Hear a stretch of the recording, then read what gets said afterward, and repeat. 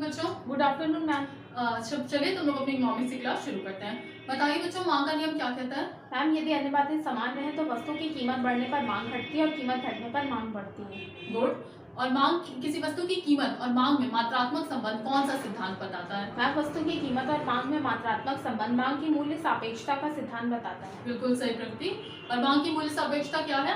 Ma'am कीमत में परिवर्तन के परिणाम स्वरूप मांग में होने वाले परिवर्तन की माप को ही मांग की मूल्य सापेक्षता कहते हैं। शाबाश। अतः किसी वस्तु की कीमत में परिवर्तन के परिणाम स्वरूप मांग में जितना अनुपातिक परिवर्तन होता है उसे मांग की मूल्य सापेक्षता कहते हैं। और इसी परिवर्तन की माप के आधार पर मांग की मूल्य सापेक्षता की विभिन्न श्रेणियां बताई गई हैं, जिनमें से प्रमुख श्रेणियों की चर्चा हम आज करेंगे। अतः हमारा आज का प्रकरण है मांग की लोच और उप प्रकरण है मांग की लोच के प्रकार।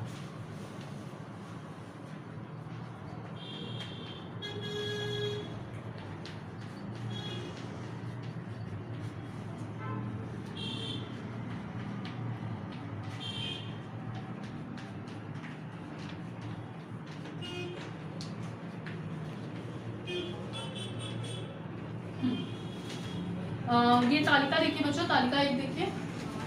जनवरी माह में चीनी की कीमत कितनी है? मैम जनवरी में चीनी की कीमत 5 रुपए पर केजी है।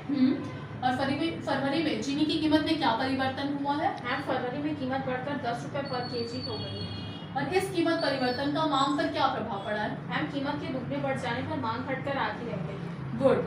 और अतः इसी कीमत परिवर्तन से जो मांग में परिवर्तन हो रहा है उसकी माप के आधार पर कितनी है, कैसी है, इसकी माप हम मांग की मूल्य सापेक्षता के सूत्र द्वारा ज्ञात करते हैं। मांग की मूल्य सापेक्षता के सूत्र को इस चार्ट में देखिए बच्चों आप लोग। मांग की मूल्य सापेक्षता का सूत्र ईपी जो है वो मांग की मूल्य सापेक्षता है, अर्थात इलास्टिसिटी ऑफ प्राइस। वो किसके बराबर है? सूत्र में देख के बताइए। मैम मांग में आनुपातिक परिवर्तन बटे कीमत में आनुपातिक परिवर्तन। गुड प्रगति। मांग में आनुपातिक परिवर्तन को डेल्टा क्यू बाई क्यू लिखते हैं। कीमत में आनुपातिक परिवर्तन को डेल्टा पी बाई पी लिखते हैं, जिसे आप अपनी सुविधा के लिए याद करने के लिए delta Q by delta P गुणे पी बाई क्यू ये फॉर्मूला रख सकते हैं याद करने के लिए। यहाँ पर माइनस का जो साइन है वो मांग और कीमत में जो विपरीत संबंध है उसको दिखाता है। डेल्टा परिवर्तन का साइन है। डेल्टा क्यू अर्थात क्यू माइनस क्यू वन प्रारंभिक मांग और नई मांग के बीच का अंतर है। और डेल्टा पी अर्थात पी माइनस पी वन प्रारंभिक कीमत और नई कीमत के बीच का अंतर है। अब बच्चों तालिका 1 के आंकड़ों को इस सूत्र में व्यवस्थित करें। कितना आया? डेल्टा क्यू बताइए Pragati. Ma'am 10। Delta P ma'am 5। P 5 और क्यू 20। इसे हल करिए। मैम हो गया। कितना है? मैम 0.5। हाँ गुड। 0.5 गुड। अतः अच्छा एक बात बताइए बच्चों, रमेश को एक लग्जरी गाड़ी लेनी है और गाड़ी की कीमतों में गिरावट आई है। आपके अनुसार रमेश को क्या करना चाहिए? मैम रमेश को गाड़ी ले लेनी चाहिए क्योंकि कीमतों में गिरावट आई है। बिल्कुल सही प्रगति। अतः ये जो विलासिता की वस्तुएं होती हैं जैसे महंगी बड़ी गाड़ियां हो गई, रत्न जड़ित आभूषण हो गए, इनकी कीमतों में परिवर्तन के परिणाम स्वरूप मांग में कहीं ज्यादा आनुपातिक परिवर्तन होता है। अर्थात इसे ही इकाई से अधिक लोचदार या अधिक मूल्य सापेक्ष कहते हैं। अतः मांग की लोच का पहला प्रकार है अधिक मूल्य सापेक्ष।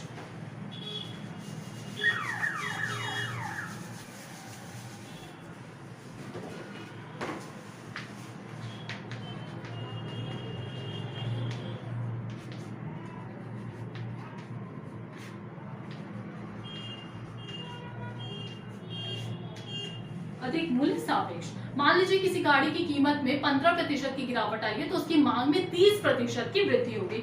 इसे अब हम रेखा चित्र द्वारा समझेंगे। आप लोग मेरे साथ साथ खींचिए बच्चों।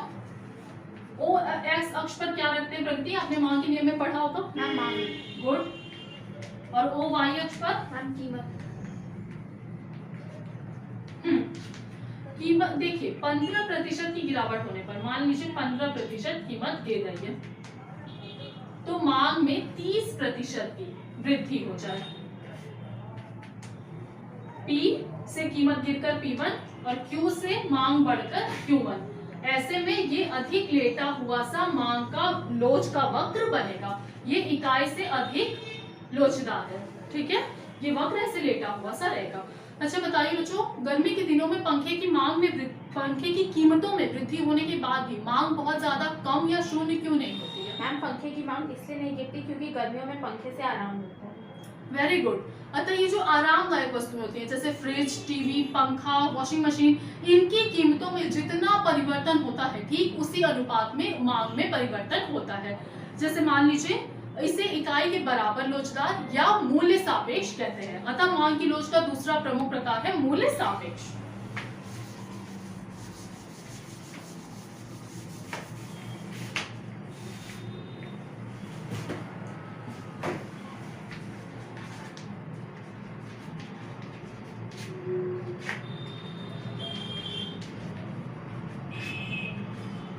ठीक है, मान लीजिए किसी वॉशिंग मशीन की कीमत में 10% की कमी होती है तो उसकी मांग में उतनी ही केवल 10% की ही वृद्धि होगी।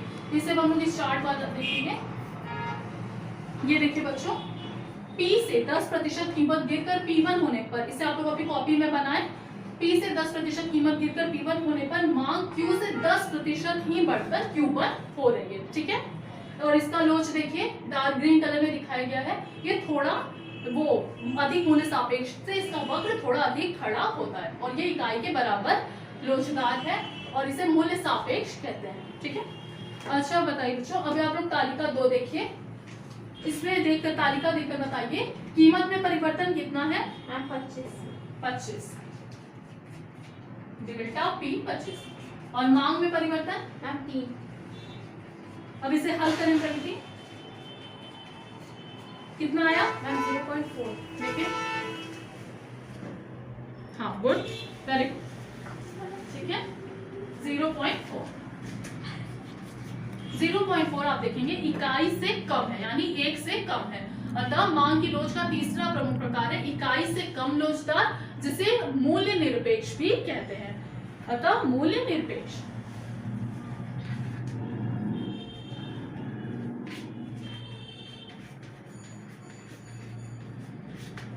ठीक है, ये आप लोग वक्र देखिए।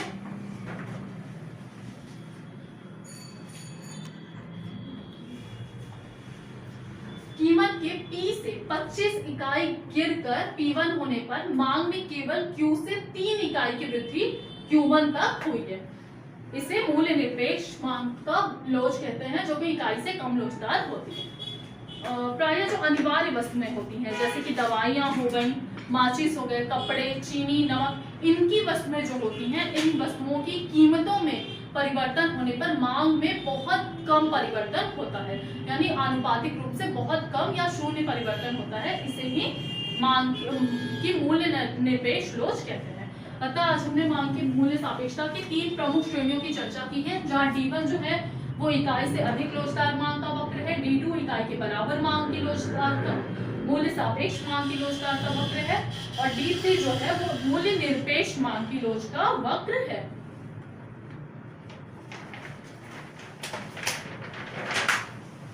ये देखिए बच्चों, विलासिता वस्तुएं जो प्राय होती हैं उनकी मांग अधिक मूल्य सापेक्ष अर्थात इकाई से अधिक लोचदार, आरामदायक वस्तुओं की मांग मूल्य सापेक्ष अर्थात इकाई के बराबर लोचदार, और अनिवार्य वस्तुओं की मांग मूल्य निरपेक्ष अर्थात इकाई से कम लोचदार होती है। ये बताइए बच्चों, चलिए आप लोगों को यहाँ तक पाठ समझ में आया? Yes ma'am. कोई डाउट है आपका? No ma'am. ठीक है, तो अब हम आप लोगों से कुछ प्रश्न पूछ लेते हैं। आप लोग अपनी कॉपी बंद कर लीजिए। ठीक है, बताइए बच्चों, मूल्य निरपेक्ष मांग की लोच प्राय किस प्रकार की वस्तुओं की मांग मूल्य निरपेक्ष होती है? मैम अनिवार्य वस्तुओं की मांग मूल्य निरपेक्ष होती है। बिल्कुल सही प्रगति। ठीक है, अब आप लोग अपना होमवर्क नोट कर लीजिए बच्चों।